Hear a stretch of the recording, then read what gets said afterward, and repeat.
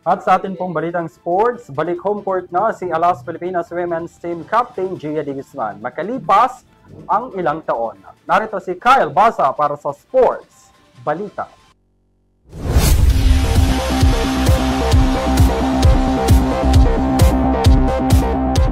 Para sa Balitang Sports, I'm back. Anunsyo yan sa isang interview kahapon ni Alas Pilipinas Women's Team Captain Gia de Guzman ang kanyang pagbabalik sa Cream 9 Cool Smashers.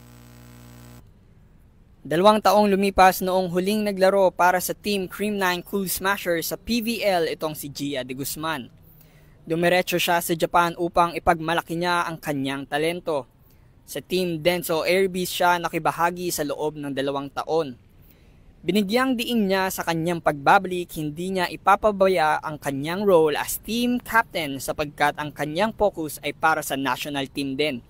Nilulook forward ng veteran setter ang kanyang pagbabalik matapos makamit ang historic silver medal sa AVC Nations Cup kontra Vietnam noong Sabado.